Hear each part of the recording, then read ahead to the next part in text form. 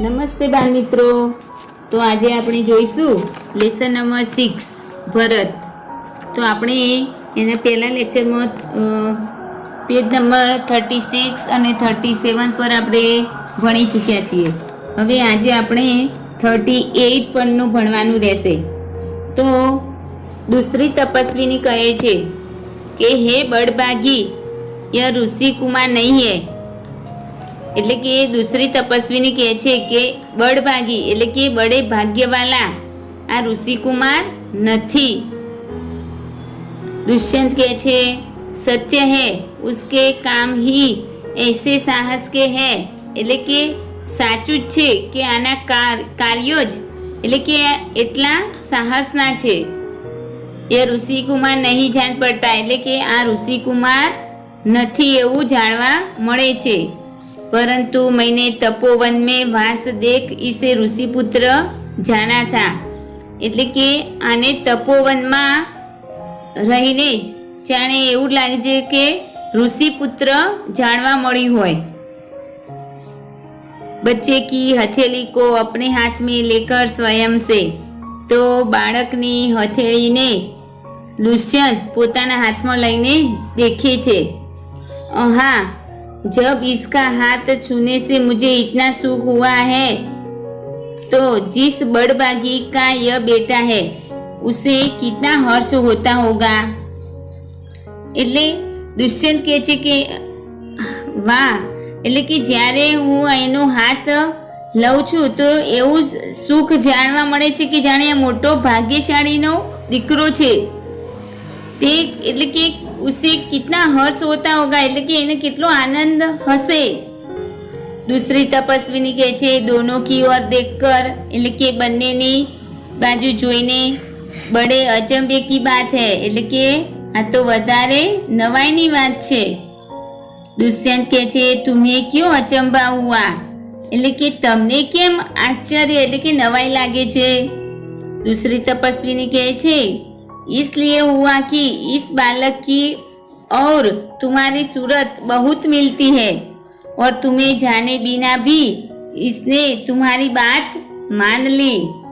એટલે કે દૂસરી તપસ્વીની કહે છે એટલે કે સુરત એટલે કે ચહેરા એટલે કે એટલા માટે આ બાળકને અને તમારો એટલે કે ચહેરો બંનેનો સરખો મળતો આવે છે અને તમારી વાત બિના એટલે કે જાણે બિના એટલે કે જાણ્યા વગર પણ તમારી વાત એને માની લીધી.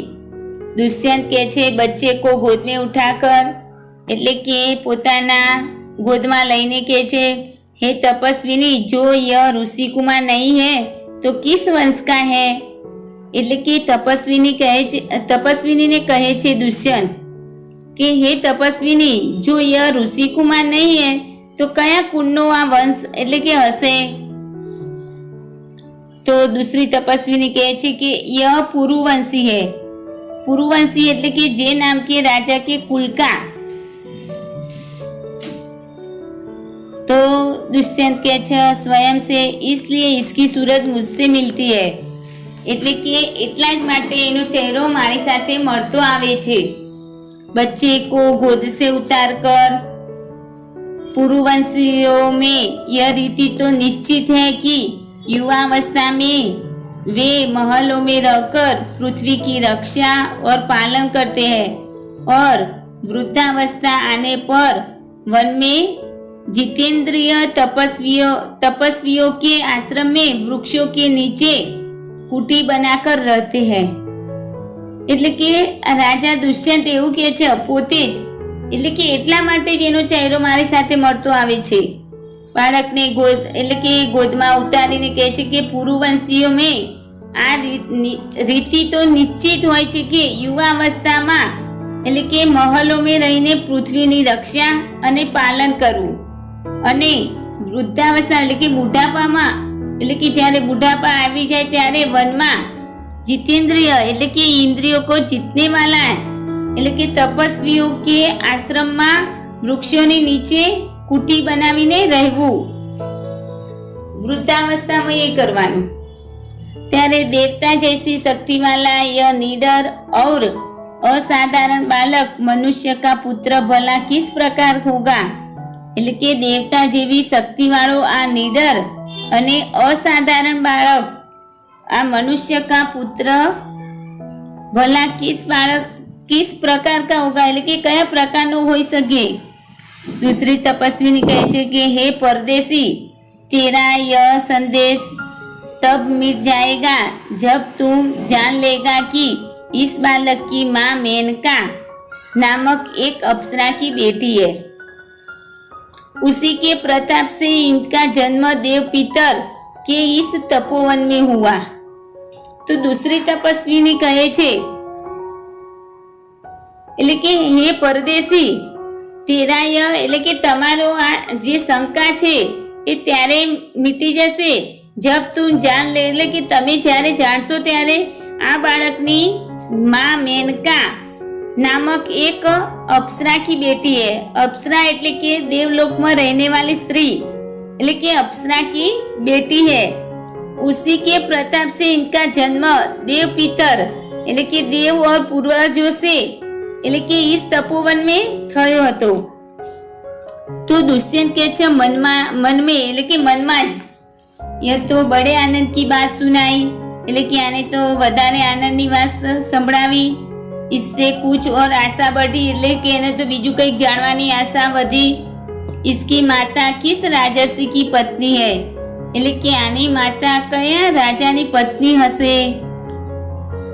दूसरी तपस्विनी કહે છે કે जिस राजा ने अपनी विवाहिता स्त्री को बिना अपराध छोड़ दिया है उसका नाम मैं न लूंगी।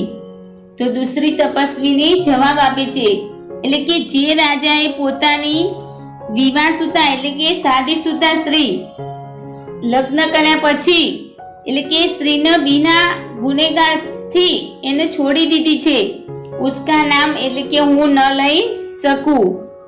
તો દુષ્યંત કે છે સ્વયં से રાજા પોતે જ વિચાર કરે છે કે यह कथा तो मुझ पर लगती है એટલે કે આ કથા તો મારા ઉપર લાગુ પડે છે। भला अब इस बालक की माँ का नाम पूछूं એટલે કે એની માતાનું નામ પૂછું। पहली तपस्विनी मिट्टी का मोल लेकर आई। तो पहली तपस्विनी माटीनो मोल लईने आवे छे। पेज नंबर 39 पर। तो पहली तपस्विनी कहे छे कि हे सर्वदमन यह संकुत लावण्य देख। संकुल એટલે કે સર્વદમન એટલે કે सबका दमन करने वाला એટલે કે તું સંકુલ લાવણ્ય એટલે કે પક્ષીનું સૌંદર્ય સંકુલ લાવણ્ય એટલે કે જો। બાલક કહે છે બડે ચાવ से देखकर એટલે કે બડી ઈચ્છાથી જોવે છે। कहाँ है शकुंतला मेरी माता એટલે કે ક્યાં છે शकुंतला मारी माता एम। तो दूसरी तपस्विनी हंसती हुई એટલે કે હસે છે यहाँ तेरी माता नहीं है तुम इस नाम से धोखा खा गए हैं सर्वदमन। धोखा खा जाना એટલે કે સાચી વાતને ન માનવું એટલે કે તું આ વાતમાં એટલે કે ધોખા खा गया है सर्वदमन। मैंने तो कहा था मिट्टी के मोर का देख એટલે કે મેં કહ્યું હતું તું માટીનો મોર देख। दुष्यंत के स्वयं से इसकी माँ मेरी ही प्यारी शकुंतला है या इस नाम की कोई दूसरी स्त्री है। એટલે રાજા દુષ્યંત પોતે જ વિચાર કરે છે એટલે કે આની માં એટલે કે मेरी ही प्यारी शकुंतला है या इस नाम की कोई बीजी स्त्री है। यह वृत्तांत मुझे ऐसे व्याकुल करता है जैसे मृग तृष्णा प्यासे हिरण को व्याकुल करती है। वृत्तांत એટલે કે વર્ણન એટલે કે આ હાલનું વર્ણન એટલે કે મને એવું બેચેન કરે છે કે જાણે મૃગ તૃષ્ણા એટલે કે જે તેજ એટલે કે તડકામાં ચમકતી રેતને પાણી સમજવું એ રીતે પ્યાસે હિરણકો એટલે કે બેચેન કરે છે। બાલક કહે છે खुश होकर એટલે કે खुश થઈને मुझे यह मोर बहुत अच्छा लगता है એટલે કે મને આ મોર બહુ સારો લાગે છે। ખીલોના લઈ લેતા હે એટલે કે રમકડા લઈ લે છે। पहली तपस्विनी घबरा कर घबराई नहीं, ओ बालक की बात से रक्षाबंधन कहाँ गया? એટલે કે બાળકની હાથમાંથી એટલે કે જે રક્ષાબંધન બાંધેલી હતી એટલે કે ક્યાં ગઈ? तो दुष्यंत कहे छे घबराओ मत, जब यह नाहर से खेल रहा था तब इसके हाथ से गिर गया था, सो वह पड़ा है, मैं उठाकर એટલે કે तुम्हें दे देता हूँ। तो दुष्यंत कहे छे घबराशो नहीं, જ્યારે તે એટલે કે શેરના બચ્ચાને રમાડી રહ્યો હતો ત્યારે તેના હાથમાંથી એ રક્ષાબંધન એટલે કે નીચે પડી ગઈ હતી, એટલે કે સો પડી। मैं उठाकर એટલે કે હું ઉઠાવીને तुम्हें दिए देता हूँ એટલે કે તમને આપી દઉં છું। उठाने के लिए झुकता है, तो राजा दुष्यंत लेवा માટે નીચે નમે છે।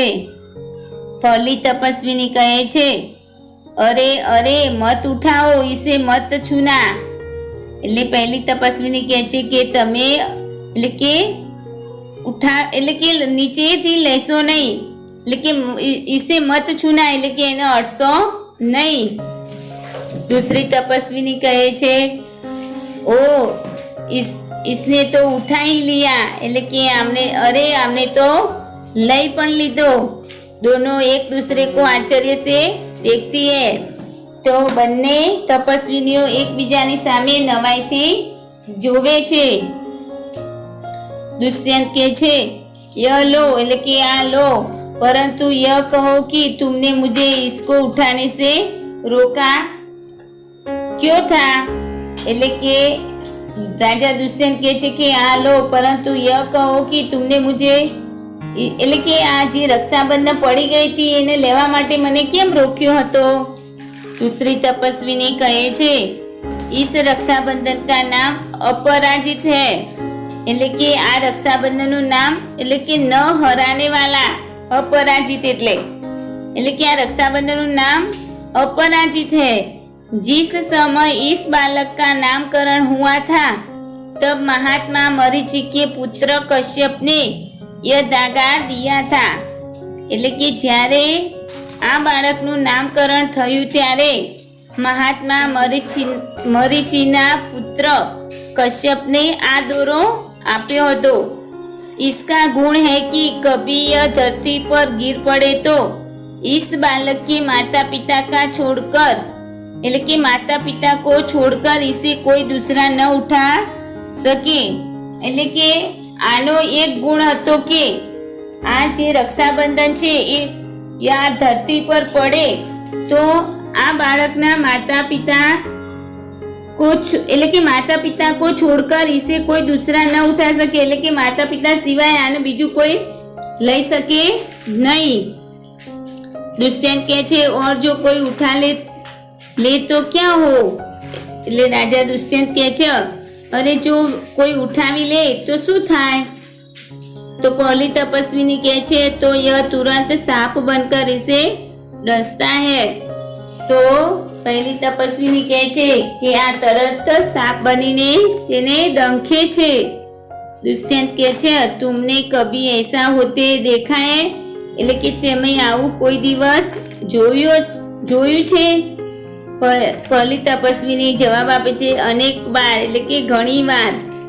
दुष्यंत कहे छे प्रसन्न होकर प्रसन्न थईने तो अब मेरा मनोरथ पूरा हुआ એટલે કે હવે મારે જે મનની ઈચ્છા હતી એ પૂરી થઈ ગઈ। मैं क्यों न आनंद मनाऊं એટલે કે હું કેમ આનંદ ન મનાવી શકું? બાળક को गोद में ले लेता है એટલે કે બાળકને પોતાના ખોળામાં લઈ લે છે। તો બાળ મિત્રો હવે તમારે આ પાઠમાંથી તમારે શબ્દાર્થ લખવાના રહેશે, મુહાવરે અને સ્વાધ્યાયમાં પ્રશ્ન નંબર 1ના 3 પ્રશ્નો લખવાના રહેશે। અને જે સ્વાધ્યાય પોથી જે તમારી વિડીયોની પાછળ ફોટા પાડેલ હશે એ તમારે સ્વાધ્યાય પોથીનું લખવાનું રહેશે। થેન્ક યુ બાળ મિત્રો।